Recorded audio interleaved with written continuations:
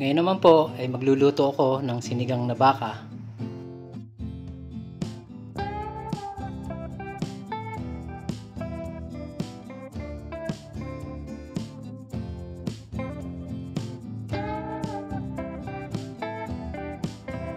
Palalambutin ko muna ang baka sa kaldero.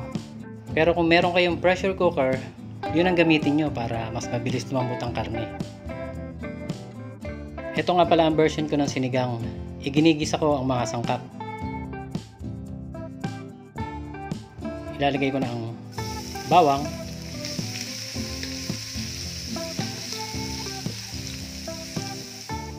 sibuyas,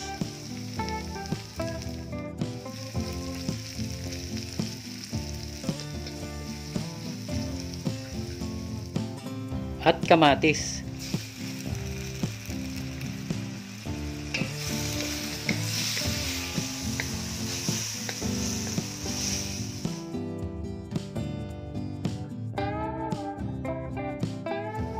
Ngayon naman, ilalagay ko na ang pinalambutan kong baka.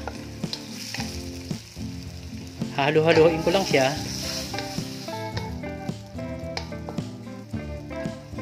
Bago ko ilagay ang patis.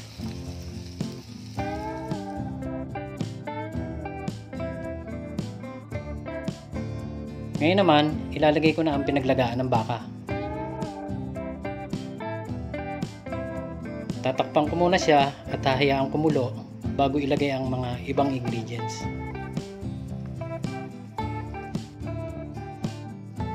Gumamit nga pala ako dito ng tamarind powder na pampaasim.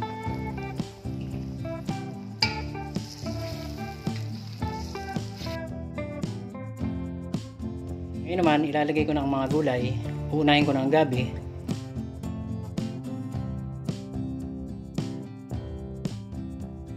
Sitaw,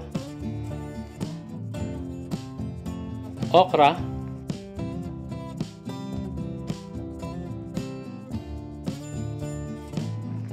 siling haba, at kangkong. Tatakpan ko muna siya sandali hanggang sa maluto ang mga gulay.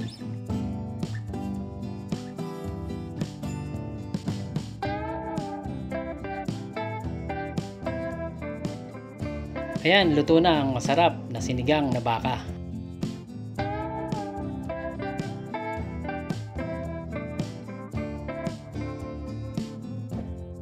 Kung hindi ka pa nakasubscribe sa aming channel, please subscribe.